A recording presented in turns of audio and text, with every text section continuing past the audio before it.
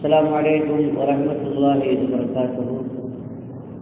عن أنس بن مالك رضي الله عنه أنه قال: رأيت رسول الله صلى الله عليه وسلم وحانت صلاة العصر فالتمس الوضوء فلم يجدوا فأتي رسول الله صلى الله عليه وسلم بوضوء فوضع يده في ذلك الإناء فرأيت الماء ينبع من تحت أصابعه فتوضأوا من عند آخرهم. رواه البخاري. ஹஜ்ரத் அனஸ் இப்னு மாலிக் ரலியல்லாஹு அன்ஹு அவர்கள் மூலம் அறிவிக்கப்படுகிறது, ரசூலுல்லாஹி ஸல்லல்லாஹு அலைஹி வஸல்லம் அவர்கள் ஒரு சஃபரிலே பயணத்திலே நாங்கள் அவர்களோடு இருந்தோம். அப்பொழுது அசர் நேரம் நெருங்கிவிட்டது. ஒது செய்வதற்கு தண்ணீர் வேண்டும் என்று மக்கள் எல்லாம் தேடினார்கள். தண்ணீர் எங்குமே கிடைக்கவில்லை. ஒரு பாத்திரத்திலே கொஞ்சம் தண்ணீர் இருந்துச்சு. அந்த கொஞ்சம் தண்ணீரை கொண்டு வந்து ரசூலுல்லாஹி ஸல்லல்லாஹு அலைஹி வஸல்லம் அவர்களுக்கு முன்பாக வைக்கப்பட்டது. அப்பொழுது ரசூலுல்லாஹி ஸல்லல்லாஹு அலைஹி வஸல்லம் தனது பொற்கரத்தை அதனுடைய விரல்களை அந்த பாத்திரத்தில் இருந்த அந்த தண்ணீரிலே வைக்கின்றார்கள். நான் இந்த கண்ணால் பார்த்தேன். பெருமானார் ஸல்லல்லாஹு அலைஹி வஸல்லம் விரலுக்கு அடியில் இருந்து தண்ணீர் பொங்கி பிரவாகம் எடுத்தது. எல்லோரும் வுது செய்யுங்கள், தேவையான அளவு தண்ணீரை எடுத்துக்கொள்ளுங்கள் என்று சொல்லப்பட்டது. அந்த நேரத்தில் எல்லோரும் வுது செய்தார்கள். எல்லோருக்கும் அந்த தண்ணீர் போதுமானதாக இருந்தது. தேவைக்காக வேண்டியும் எடுத்துக் கொண்டார்கள். இது மாதிரி ஒரு சம்பவம் அல்ல, பல சம்பவங்கள் நடைபெற்றிருக்கிறது. புகாரி ஷரீஃபில் இந்த ஹதீஸ் தெளிவாக இருக்கிறது. ஒரு சம்பவத்தில் 80 பேர் இருந்திருக்கிறார்கள். ஒரு சம்பவத்தில் 70 பேர் என்று ரிவாயத்திலே வருகிறது. ஹுதைபியா அங்கேயும் இது சம்பவம் நடந்த பொழுது சஹாபாக்கள் கேட்டார்கள், கூட இருந்தவர்கள் கேட்டார்கள், அனஸ் இப்னு மாலிக் இடத்துல, அப்பொழுது நீங்கள் எத்தனை பேர் இருந்தீங்கன்னு கேட்டார்கள். நாங்கள் 1,00,000 பேர் இருந்தால் கூட எங்களுக்கு அந்த தண்ணி போதுமானதாக இருந்திருக்கும். ஆனால் அந்த நேரத்தில் நாங்கள் 1500 பேர் இருந்தோம் என்று சொல்கிறார்கள். ஆக கொஞ்சம் தண்ணீர், அந்த தண்ணீர் பெருமானாருடைய கரம் பட்டதும் அங்கிருந்து ஊற்றெடுத்து தண்ணீர் பொங்கியது. எல்லோரும் வுது செய்கிற அளவிற்கு அது பரக்கத்தாக ஆனது. இது பெருமானார் ஸல்லல்லாஹு அலைஹி வஸல்லம் அவர்களின் பொற்கரத்தால் நிகழ்ந்த பல்வேறு முஅஜிசாக்களில் பிரதானமான ஒன்று. இங்க 2 விஷயத்தை நாம் விளங்கிக் கொள்ள வேண்டும். முதலாவது விஷயம், தொழுகை நேரம் வந்துட்டா வுது செய்யணும். வுது செய்யணுமான தண்ணீர் எங்கேன்னு தேடணும். தண்ணீரை தேடி தண்ணீர் கிடைக்காட்டா தயமம் செய்யணும். தண்ணீர் இருந்தால் வுது தான் செய்ய வேண்டும், தயமம் செய்யக்கூடாது. தண்ணீரை தேட வேண்டும் என்று சொல்லுகிற பொழுது சுற்று வட்டாரத்தில் எங்கேயாவது தண்ணீர் கிடைக்கிறதா என்று பார்க்க வேண்டும். தேடுவது 2 வகை இருக்குது. சாதாரண முறையில் தண்ணீரை தேடி கிடைத்தாலும் சரி, அல்லது அசாதாரண முறையில் ஒருவேளை தேடினால் தண்ணீர் கிடைக்கும் என்றால் அந்த முறையிலையும் தேட வேண்டும். இங்கே சாதாரண முறையில் அங்கங்கே தேடினார்கள், கிடைக்கவில்லை. ஆனால் அசாதாரண முறையில் பெருமானாரிடத்தில் வந்து சொன்ன பொழுது பெருமானார் ஸல்லல்லாஹு அலைஹி வஸல்லம் தன் பொற்கரத்தை வைத்து அதிலிருந்து தண்ணீர் பெருக்கெடுத்து அதிலிருந்து தண்ணீரை கொண்டு வுது செய்தார்கள் என்றால், இப்போ அசாதாரண முறையில் தண்ணீர் கிடைத்தாலும் தயமம் செய்யக்கூடாது. அந்த வழியை, அந்த முறையைத்தான் நாம் பின்பற்ற வேண்டும் என்பது இங்கு நமக்கு கிடைக்கக்கூடிய ஒரு செய்தி. 2வது, தண்ணீரில் பல சிறப்பான தண்ணீர்கள் இருக்கிறது. சிறந்த தண்ணீர் எது என்ற விவாதங்கள் அறிஞர் பெருமக்களிடத்தில் இருக்கிறது. ஹவுதுல் கௌசரை பற்றி குர்ஆனிலே அல்லாஹ் சொல்கிறான், இன்னா அஅதைனாக்கல் கௌசர், கௌசரை நாம் வழங்கினோம் என்று அல்லாஹ் பெருமையாக சிறப்பாக எடுத்து சொல்கிறான். அது சொர்க்கத்தினுடைய நீர். அந்த சொர்க்கத்தினுடைய நீரை குடித்தால் தாகம் ஏற்படாது. அரசுடைய நிழலில் இருக்கிற பொழுது மகசூல் மைதானத்தினுடைய வெப்பம், அதனுடைய சூடு, அதனால் ஏற்படுகிற தாகம், அந்த தாகத்திற்கு இதமான தண்ணீராக அது இருக்கும். அதற்கு பிறகு தாகவே ஏற்படாது என்று சொல்கிற அளவிற்கு மிக ஒரு அற்புதமான ஒரு நீர் தான் ஹவுதுல் கௌசருடைய தண்ணீர். அதுதான் சிறந்தது என்றால் அதைவிடவும் சிறந்தது சம்சம் தண்ணீர். சொர்க்கத்து தண்ணீரை விட சிறந்தது சம்சம் தண்ணீர்.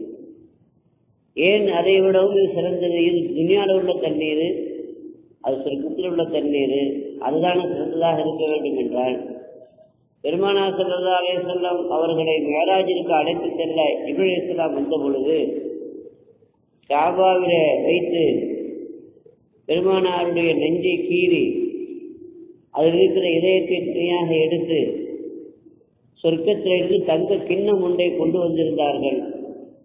அந்த கிண்ணத்தில் அந்த இதயத்தை வைத்து சம்சம் தண்ணீரை கொண்டு கழுவினார்கள் என்று புகார்கள் ரிவாயத்து வருகிறது. சம்சமை விட சிறந்த தண்ணீராக ஹவுதுல் கௌசர் இருந்திருந்தால் சொர்க்கத்திலிருந்து தங்க கிண்ணத்தை கொண்டு வந்த ஜிப்ரீல் அலைஹிஸ்ஸலாம் சொர்க்கத்திலிருந்து ஹவுதுல் கௌசர் தண்ணீரையோ அல்லது சொர்க்கத்திலுள்ள வேற ஏதாவது புனிதமான தண்ணீரையோ கொண்டு வந்திருக்கலாம், கொண்டு வரவில்லை. மாறாக சம்சம் தண்ணீரை கொண்டுதான் கழுவினார்கள் என்ற அறிவித்தை நாம் பார்க்கிறோம்.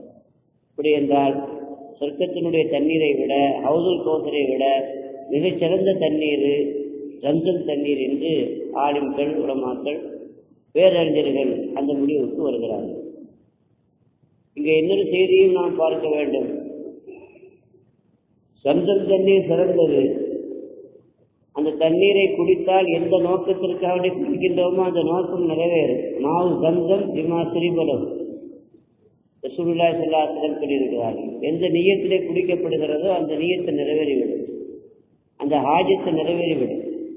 அந்த சிறப்பு அதற்கு கிடைத்ததற்குண்டான காரணங்களை சொல்லி விவரிக்கின்ற செய்திகளில் பெருமானார் ஸல்லல்லாஹு அலைஹி வஸல்லம் இதயம் அந்த தண்ணீரில் கழுகப்பட்டது.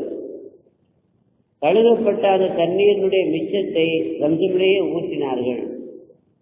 ஆக பெருமானார் ஸல்லல்லாஹு அலைஹி வஸல்லம் புனிதமான அந்த முபாரக்கான அந்த இதயம் கழுகப்பட்டு அதனுடைய தண்ணீரை சம்சம் தண்ணீரில் ஊற்றப்பட்ட காரணத்தினால் அது இன்றும் வற்றாமல் பொங்கி பிரவாகம் எடுத்துக் கொண்டிருக்கிறது. அது பரக்கத்தானதாகவும் இருக்கிறது, நோய் நிவாரணையாகவும் இருக்கிறது, தாகத்திற்கு தண்ணீராகவும் உணவுக்கு உணவாகவும் இருக்கிறது.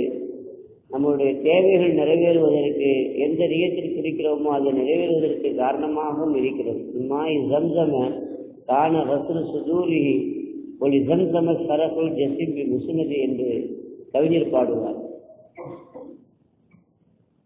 அந்த சம்சம் தண்ணீரை விட செல் தண்ணீர் இருக்குதா அப்படின்னா சம்சம் தண்ணீரை விடவும் செல் தண்ணீர் ஒன்று இருக்குது.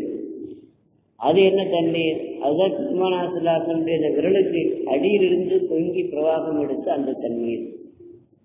சம்சம் தண்ணீர் என்பது இஸ்மாயில் அலைஹிஸ்ஸலாம் காலை உதைத்தார்கள், அப்பொழுது பூமியிலிருந்து தண்ணீர் கிளம்பியது. இது பெருமானார் ஸல்லல்லாஹு அலைஹி வஸல்லம் அவருடைய பொற்கரத்திலிருந்து வெளிப்பட்ட காரணத்தினால் சம்சமை விட இந்த தண்ணீர் சிறந்தது என்று சொல்கிறார். சம்சமை விட சிறந்த இந்த தண்ணீர் ஜெயபானா என்று ஒரு இடம் இருக்கிறது. அதாவது உம்ரால 2 உம்ரா சொல்லுவாங்கல்ல, சோட்டா உம்ரா படா உம்ரான்னு சொல்லுவாங்க. சின்ன உம்ரா பெரிய உம்ரா. உம்ரால சிறுசு பெருசுலாம் ஒன்றும் கிடையாது. அது தன்னைங்கிற இடத்துல போய் ஏஹராம் கட்டினா அது சின்ன உம்ரா. ஏஹரான் இடத்துல போய் ஏஹராம் கட்டிட்டு வந்தோம்னா பெரிய உம்ரான்னு சொல்லுவாங்க. காரணம் தூரம். தன்னைங்கிறது பக்கத்தில் இருக்குது, ஏஹரானாங்கிறது தூரத்தில் இருக்குது. ரொம்ப தூரத்தில் இருக்கிற காரணத்தினால அது படா உம்ரான்னு சொல்றாங்கன்னா உம்ராவை பொறுத்தவரைக்கும் எல்லாம் ஒண்ணுதான். அந்த ஜெயர்வானாவில் வைத்து பெருமானார் ஸல்லல்லாஹு அலைஹி வஸல்லம் கையிலிருந்து தண்ணீர் வெளிப்பட்டது.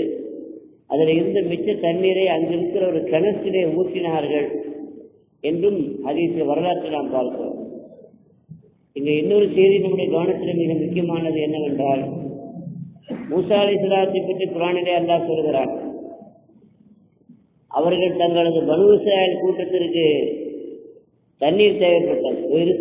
மூசா கௌமி, மூசா அலைஹிஸ்ஸலாமுடைய சமுதாயம் மூசா நபியிடத்திலே தண்ணீரை தேடினார்கள். தண்ணீர் வேண்டும் எங்களுக்கு. அப்பொழுது மூசா அலைஹிஸ்ஸலாமுக்கு நாம் சொன்னோம், உங்கள் கரத்தில் இருக்கிற அசாவை கொண்டு பாறையில அடியுங்கள். அசாக்கள் ஹஜர், அசாவை கொண்டு பாறையில அடித்தார்கள். 12 ஊற்று அதிலிருந்து கிளம்பியது. அதில் 12 வகைராக்கள் அதை பயன்படுத்தினார்கள் என்று நாம் குர்ஆனுடைய தஃசீரில் நாம் அதை பார்க்கிறோம். ஆனால் அதுவும் அதிசயம்தான். ஆனாலும் கூட பாறையிலிருந்து தண்ணீர் வருவது என்பது இயற்கையாகும். ஏனென்றால் பாறைக்குள்ளே தண்ணீர் இருக்கிறது, அருவிகள் கொட்டுகிறது. பாறையிலிருந்து வெளிப்படுகிற தண்ணீர் தான் அருவிகளாக கொட்டுவதை நாம் பார்க்கிறோம். ஆனால் அடித்தவுடன் வந்தது அதிசயம். ஆனால் பாறையிலும் தண்ணீர் வெளிப்பட்டது அது ஒரு இயல்பான இயற்கையான ஒன்று.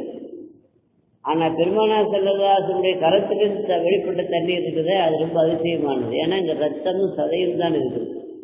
பாறையில் தண்ணீர் இருப்பது இயற்கை. ஆனால் ரத்தமும் சதையும் உள்ள உடம்பிலிருந்து தண்ணீர் வெளிப்படுவது என்பது இயற்கைக்கு மாற்றமானது, அது அசாதாரணமானது. எனவே இங்கிருந்து வெளிப்பட்ட இந்த அதிசயம் மிகப்பெரிய மோஜிசா, அது மிகப்பெரிய அதிசயம் என்று சங்கைக்குரிய உலமாக்கள் பேரறிஞர்கள் நமக்கு சொல்லித் தருகிறார்கள். ஆக இப்படி ஒன்றல்ல இரண்டல்ல பல்வேறு அதிசயங்கள் நபி ஸல்லல்லாஹு அலைஹி வஸல்லம் கரத்திலிருந்து வெளிப்பட்டிருக்கிறது. சாப்பிட்டுக் கொண்டிருந்தார்கள் சஹாபாக்களும் பெருமானார் ஸல்லல்லாஹு அலைஹி வஸல்லமும்.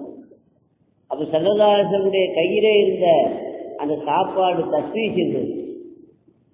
சாப்பாடு தஸ்பீஹ் செய்தது ஆச்சரியமானதல்ல. உலகத்தினுடைய எல்லாமே தஸ்பீஹ் செய்யத்தான் செய்கிறது, குர்ஆனிலே வருகிறது. ஆனால் அதை சஹாபாக்கள் கேட்டார்கள், அதுதான் இங்கே அதிசயம். ஆக பெருமானாருடைய கரத்திலே இருக்கிற உணவும் கூட தஸ்பீஹ் செய்கிறது. அதை மற்ற சஹாபாக்கள் கேட்கிறார்கள் என்றால் இதுவும் பெருமானார் ஸல்லல்லாஹு அலைஹி வஸல்லம் அவர்கள் மூலம் நிகழ்ந்த ஒரு முஅஜிஸா, ஒரு அற்புதம் என்பதை நாம் பார்க்கிறோம். இப்படி பல்வேறு அதிசயங்களை தன்னகத்தை கொண்டவர்கள் நபி ஸல்லல்லாஹு அலைஹி வஸல்லம். அத்தகைய நபியை நாம் ஈமான் கொண்டிருக்கிறோம். அல்லாஹ் நமக்கு அந்த நபியை முழுமையாக அறிந்து அவர்களை பின்பற்றக்கூடிய தௌஃபீக்கை வழங்கி அருள் புரிவானாக. وآخر دعوانا أن الحمد لله رب العالمين.